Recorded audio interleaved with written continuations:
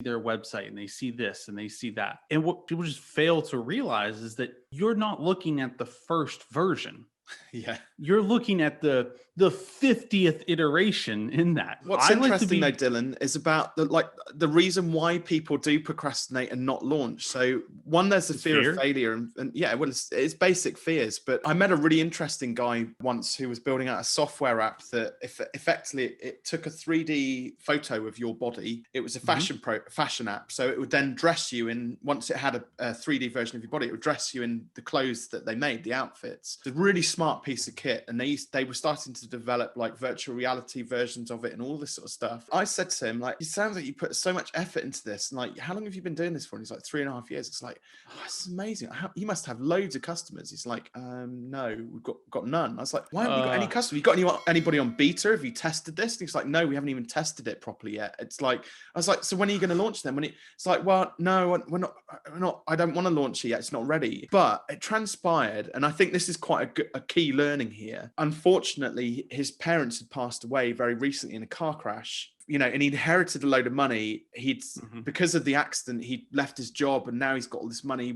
He had this thing about fashion. It was weird. It's like, because it was his parents' inheritance that he wanted this product to be perfect. And I was like, that's about as complex as you can get a reason for not launching. And all he was worried about was just letting his parents down. It was their legacy. And I just said to him, listen, what do you think they would want you to do? Do you think they would want this to be successful? And he's like, yeah. How would you define that success? He's like, well, I don't know. It would be live. There would be people buying my products, and there'd be people wearing my jackets, my trousers and stuff. I was like, you're actually letting your parents down by not spending their money and not giving this thing a shot. Honestly, it couldn't have been more complex than that. But what other things do you tend to see that stop people from actually like, we've got to do this? I mean, it definitely comes down to fear. You get personally attached to your business. It's your baby. You want it to be perfect. And one of the things I commonly see is people will look at other businesses, or we're on a podcast right now. They'll look at other podcasts, and they'll be like, I want my podcast to be like this. I'm niche down, or I have this specific industry that I'm helping, but I want it to look like this. And they end up looking at the biggest shows in the industry, or they look at other consultants who are extremely successful, and they see their website and they see this and they see that. And what